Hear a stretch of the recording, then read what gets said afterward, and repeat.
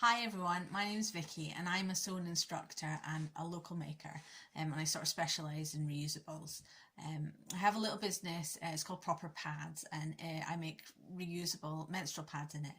But for this craft afternoon we're going to be branching out and we'll be making reusable snack bags. This is the first time I've ever done a video tutorial. I'm usually much better in real life. So if you have any problems or any questions or anything like that, please feel free to give me, send me an email or message on Facebook or Instagram, and I'll put my details into the pack. So you all should have had your packs by now. If you haven't, please give me a shout and I'll sort that out, but you should have had them all by now. And this is all the material that you need to make both snack packs. So we're going to be making two.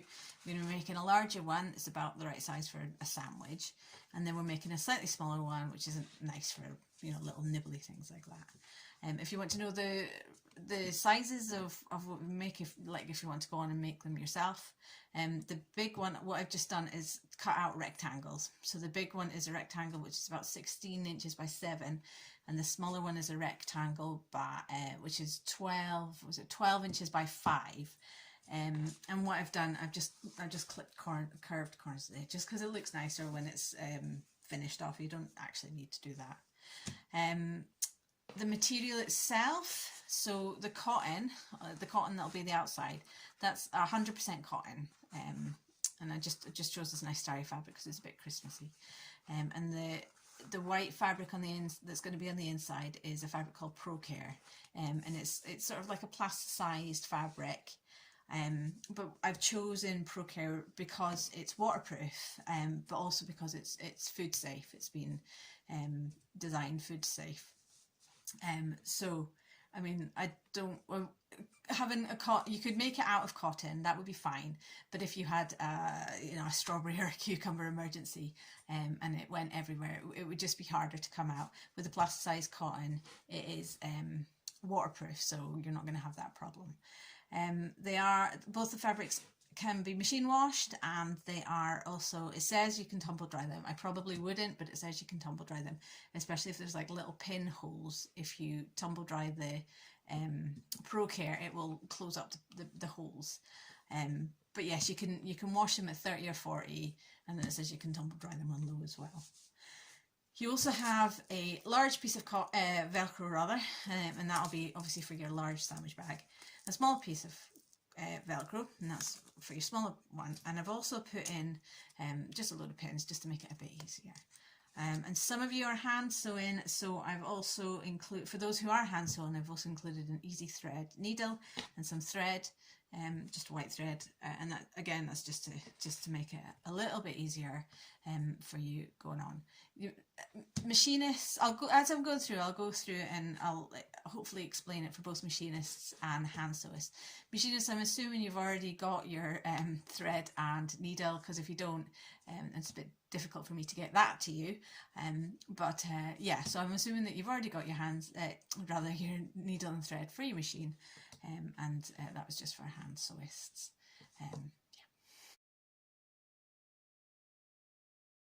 So I've got my machine out now, so we're going to start putting together the bags. With the machine, I've just put it, set it to a straight stitch. You'll only need to use a straight stitch on this one, unless you want to use a decorative stitch later on, but you will only need to use a straight stitch to put it together. With the hand sewing, if you're hand sewing, you'll need to do a back stitch, because that's the strongest hand stitching for seams. If you don't know how to do that, I'll put a link into the notes that I've put in the pack. Yeah, so you use a back stitch to go around that. So we've got our big one. I'm going to start with the big one. Obviously it doesn't matter which one you really start with. And what you want to do is you're going to be putting your right sides together. So with the Procare, it doesn't actually have a right side or a wrong side, but with a bit of experimentation, I found that it goes through the machine a bit better if you put the rougher side to the bottom, so that I think it's so that the dogs can catch on it better as they're going through. So what you want to put the rougher side down, and then with your pattern cotton, put the pattern side down against the smooth side, if that makes sense. So this is the smooth side of the Procare, and this is the pattern side of the of the cotton we've got. And we're just going to line everything up, and we're going to take the pins and we're going to pin it together. Now usually I am a big fan of not over pinning things, but this ProCare stuff is quite slippy, so if you want to put extra pins in, please do. Just make sure that everything is still flat as you're putting it in. I've put 6 pins in into your pack, but if you have extra pins. The other thing that I have are these clip things. I don't know if you have these. So you can just clip them on. They work as pins, they just don't make any holes. So I'm just going to go around and pin this. I think 6 is probably the minimum you would want to do.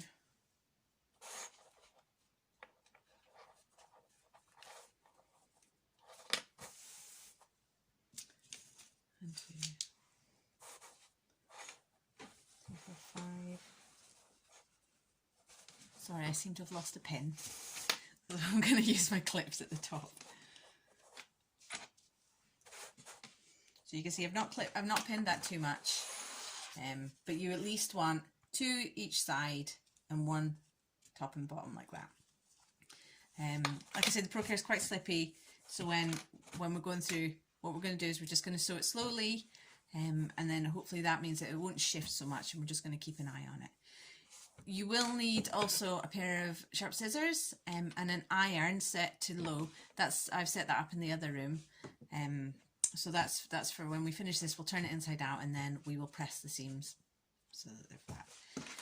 We're going to sew around this. We're going to start on one side and we're going to sew up and around and then back down, and then we're going to leave a gap, probably a gap of about, say, about 2 inches, because you don't want to leave it too narrow, because when it comes out the ProCare might crinkle up a bit, so maybe about 2 inches, something like that. So I'm just going to start here and I'm just going to sew it around here.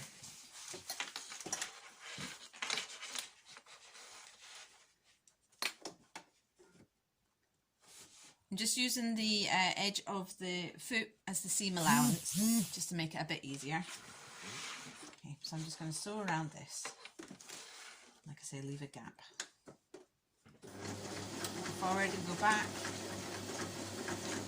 And as I'm sewing, I'm just straightening it out, making sure it's not slipping. And get to the pins. Always take pins out, don't sew over pins.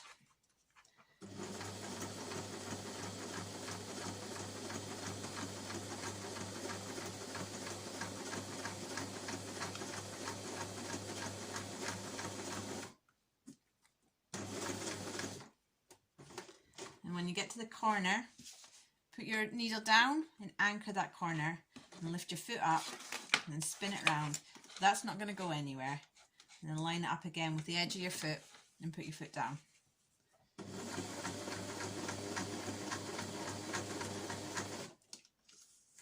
And I'm just constantly sort of flattening out the fabric so that it's not bunching up or anything.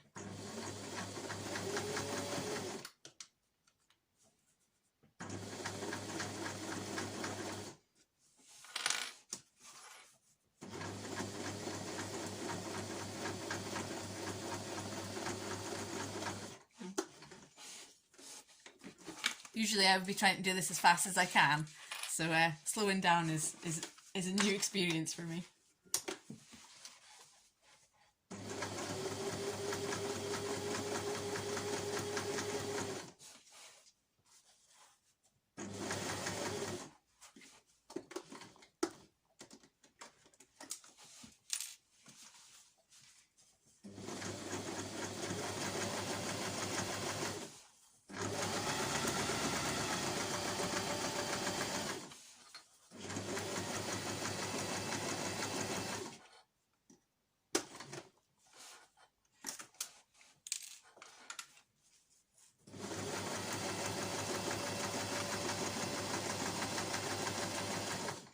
And then when you get to the corners, you're going to spin it round as you're doing it. Don't pull on the fabric, just sort of guide the fabric round, if that makes sense.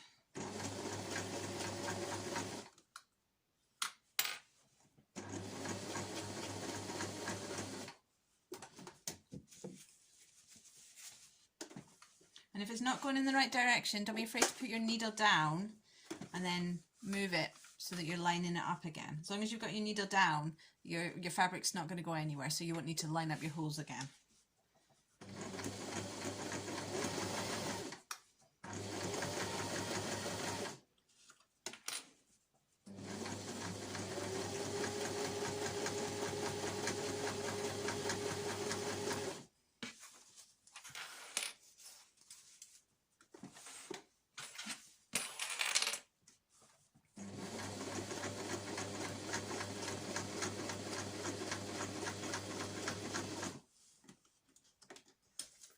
Last pin.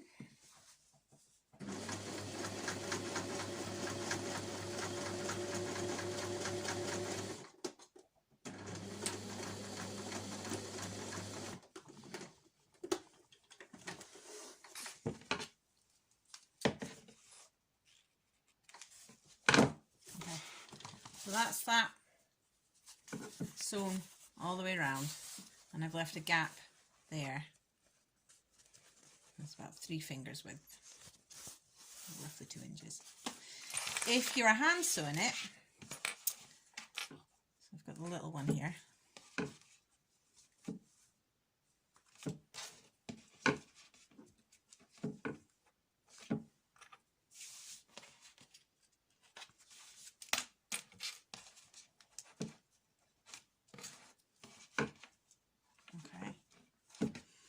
So you want to do a back stitch. So what I've done with this one, just to keep the seam straight, I don't know if you can see, I have drawn a line. Just got a ruler and I've just drawn a line, a straight line down there. So you want to go, when you're back stitching, tie a knot in the bottom, and you're going to go up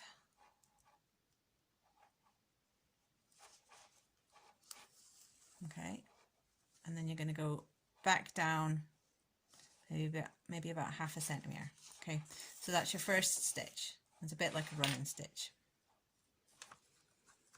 and then you're going to go along from there about half a centimetre, and you're going to come up. Sorry, it's probably not the best light to show this.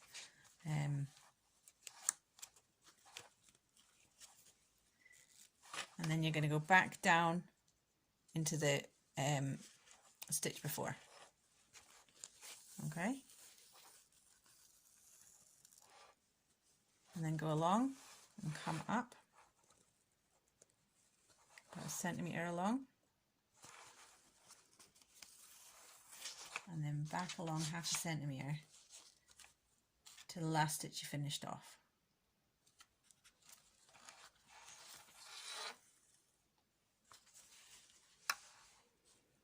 So that's 3 stitches.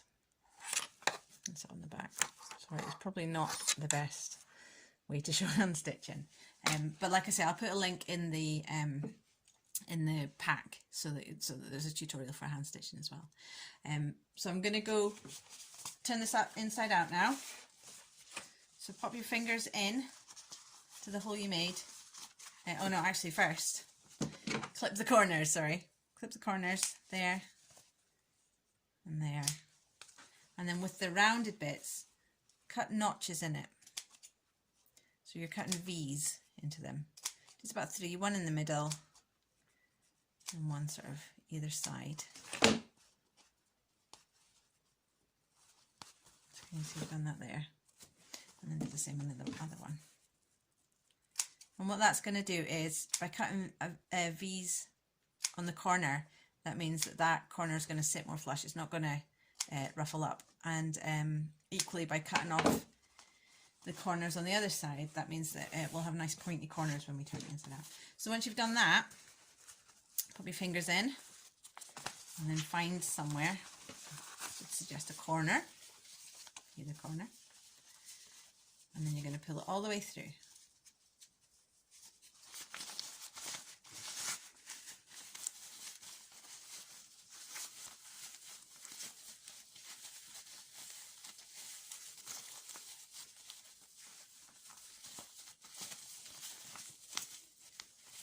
So that's the first part.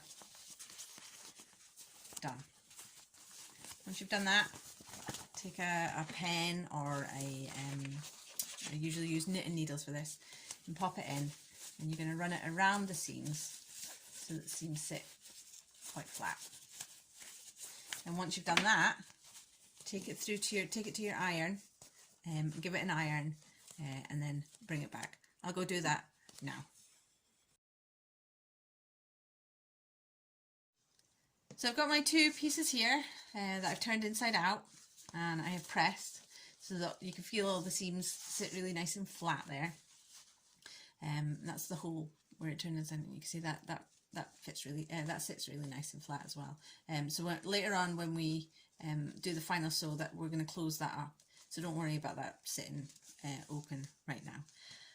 I should have said as well, when you do iron it on the cotton side, because obviously the ProCare side could melt. And I should probably also have said as well that when you put together the little one, it doesn't matter which side of the blue fabric you use, because it's the same both sides. These are questions that usually come up in real life, so I would have probably answered them at the time then, but I forgot when doing this. So what we're going to do now is we're going to attach the Velcro. So I'm going to do the big one here. So I've got the Velcro, and what I'm going to do is I've got the white side facing me, and I'm going to start with the rounded corner edge. Got my piece of Velcro, and I'm going to put the rough side to the top, but it doesn't overly matter which side you use, because it does the same. But I just feel putting the rough side at the top. So I've put it at the top, maybe about 1 centimetre down from the top. I'm just going to pin it with one pin. Now what we're going to do is we're going to sew all the way around this. You could use double-sided sticky tape, or you could buy Velcro that is sticky. But I can't attest to that being as strong as this. So definitely, if you sew it on, it will be the strongest it can be. And obviously, because it's opening and shutting all the time, you want it to be really strong. So what we're going to do is we're going to sew all the way around. We're going to start at the top, and we're going to go along and down, around, along, and then back up. And I always start in the top, because I always start in the middle, because what you want to do is when you finish off your sewing, you want to sew over a few stitches from the start so that you secure the thread. And if you start in the corner, you don't really get to do that. Well, not very easily anyway. So I always start at the top here. So I'm going to go along, like I say, and down around. If you're hand sewing, I would say you probably want to do a back stitch again, because back stitch will be the strongest stitch that you can do. You could, however, you're going to be able to see this. So you could do a decorative stitch if you wanted, but back stitch would be just fine as well. So I'm going to sew this on here. Your seam allowance is sort of, you want to sew as close to the edge of the Velcro as possible. But if you do need a seam allowance, I mean, you can see, I don't know if you can see, but you can see that like there's a bit there, and as long as you sew on this, then that will probably keep you right. It's probably roughly equal to like the hole in the side of your foot of your machine. So I'm just gonna line it up and sew around it.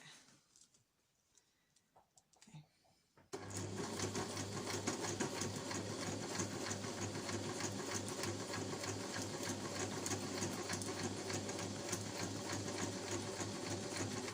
When I get to the corner, I'm going to do the same thing that I did before. Put my needle in, anchor it in the corner, pick my foot up, turn it 90 degrees, and head to the bottom.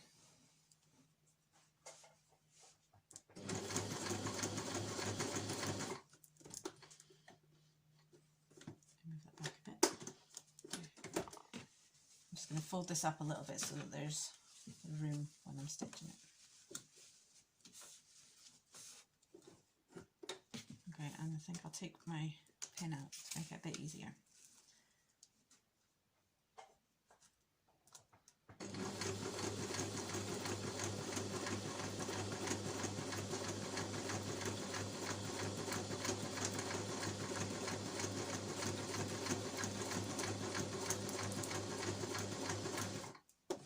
And again, I'm just taking it slowly, No need to rush.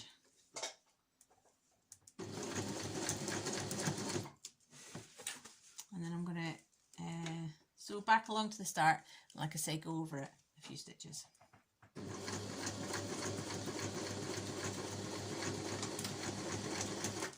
Okay, so that's that.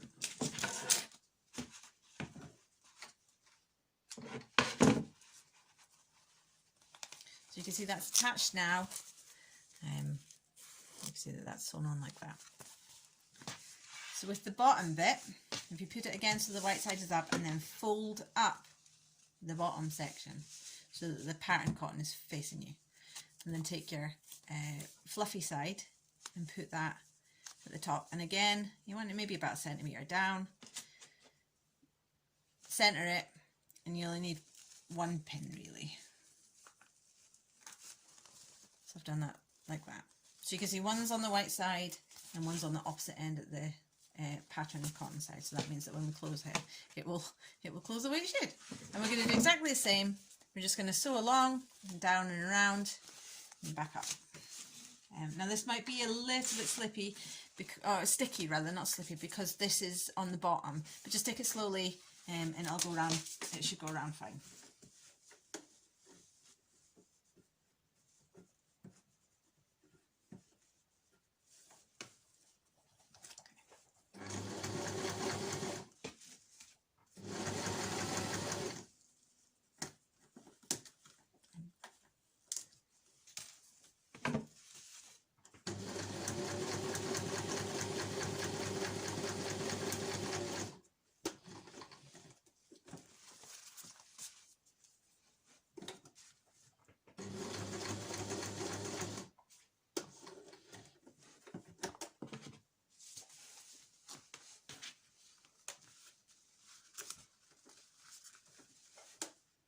I'm just doing the same when I get to the corners, putting my needle down, lifting the foot up and then turning it 90 degrees.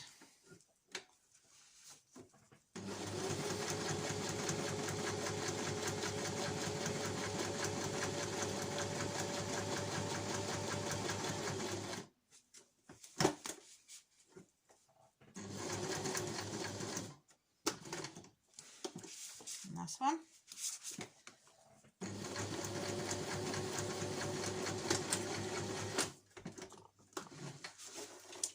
Done that. So that's attached there. And then we're going to clip all these little bits of threads that are hanging off. Okay, so I'm going to do this other one, and then I'm going to come back and show you the last section of this. This is the last step that we're going to do now, which is folding these up to make them into the pouches, and then we're going to sew them together finally.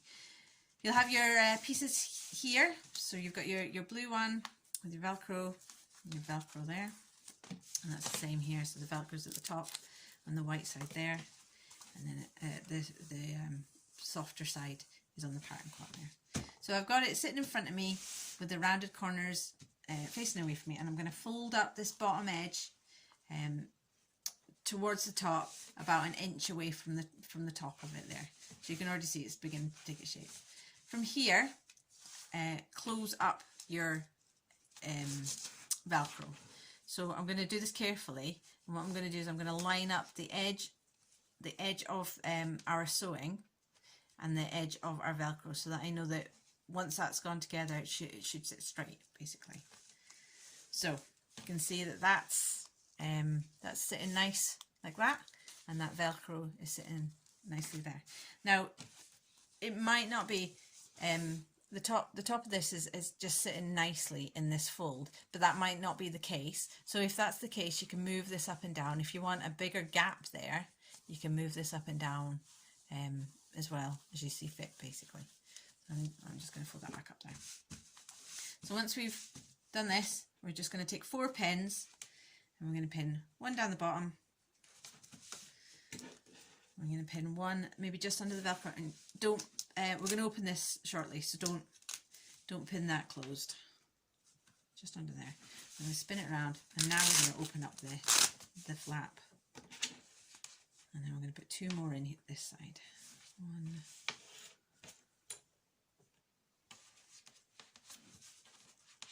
2. And as I'm doing that, I'm just making sure that the fabric is sitting flat. So now we're going to do the final sew. And what we're going to do is we're going to start in one corner and we're going to sew this together, but then we're going to continue on sewing so that it goes all the way around,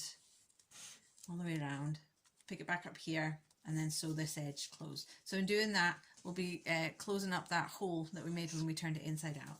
But we'll also have just like a nice decorative line of stitching it around the bag when it's shut. If you're hand sewing it, back stitch again will be the strongest stitch that you could use to hold it together. And if you're using the needle and thread that I have given you, then that's probably the easiest thing to do is do that. But this will be seen, this is top stitching, so anything that you do here will be seen in your finished product. So you could use a decorative stitch if you wanted. I think a blanket stitch would be quite nice. So that's a stitch you usually see around blankets. I'll put a note in to say, but I think that would be quite nice. You would probably need a thicker thread to go around, but that would look really nice. Or you could do like a cross stitch. You could do a run-in stitch. That the problem with run-in stitch is if it catches and it breaks, then the whole thing will come out. Whereas with a back stitch, that's not likely to happen. So yeah, decorative stitches. Equally, if you wanted to do, because again, this is going to be seen, if you wanted to change, you could use a zigzag stitch. That would probably look quite nice, but it's your project, so you can do it how you like. So I'm going to sew around this, and then I'll show you it, and that will be it done. So I'm going to start down here. And your seam allowance in this is what you want it to be, because again, this is your end product. So it could be that you do it quite close to the edge, or it could be that you take it a little further away and you use the edge of your presser foot. That's really up to you, but I'm going to do it quite close to the edge, so I'm going to use the inside bit of the foot to do that. So I'm just going to sew it all the way around.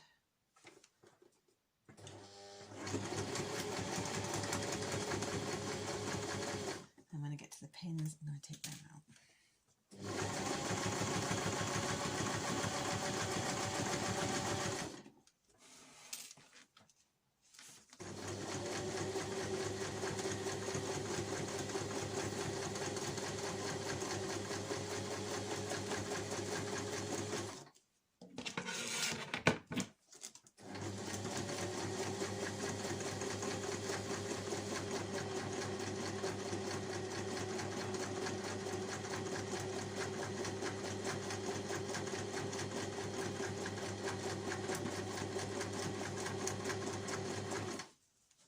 Come back down here, and I'm going to push this down because it might not go under the presser foot quite as easy. And if it doesn't, you know, you could just manually move your wheel to move your stitch forward, and then push your presser foot up as you're going in, so that it gets caught underneath it.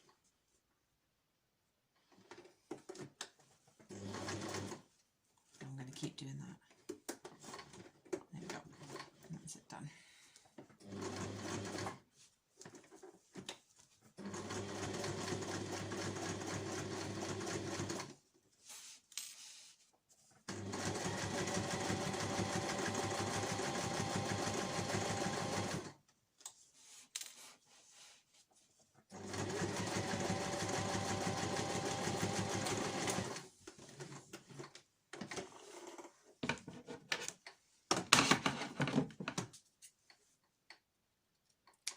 And trim the threads.